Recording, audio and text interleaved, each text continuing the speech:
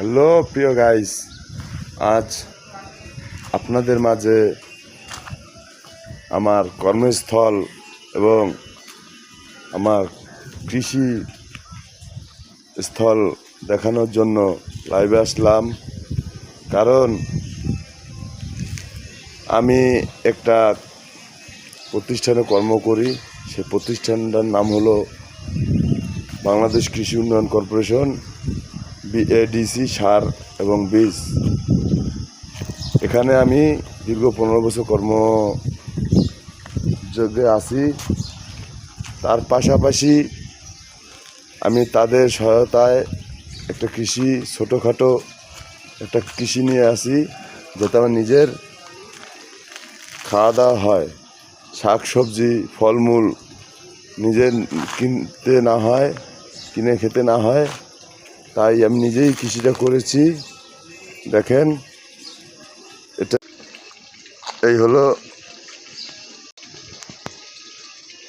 হলো আমার কৃষিকাজ।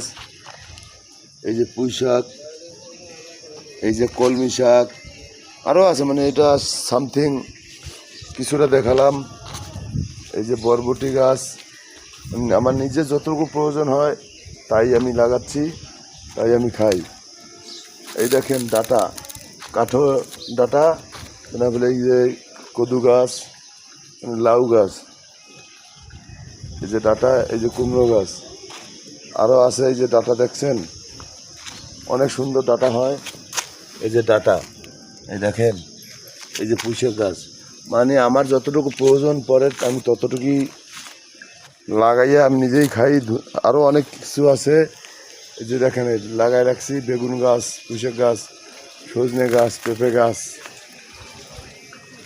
এই পেঁপে গাছটা দেখছেন, এই যে কলা গাছ, কলা 2 চারা কলা হয়েছে। এটাই আমি ব্যবহার করি আমার নিজের প্রয়োজনের জন্য, যা আমি কারো কাছে হাত পাতি না এবং কিনে খেতে হয় না। তাই আমি নিজেই সব শাকসবজি উৎপাদন করি, নিজেই খাই, সারবিহীন। সার দিয়ে আমি কিছুই লাগাই না এবং খাইও না। এই দেখে নতুন চারা লাগাইছি পেঁপে গাছের। এই পেঁপে গাছ উঠে আর একখানে লাগাবো। আর এই যে সজনে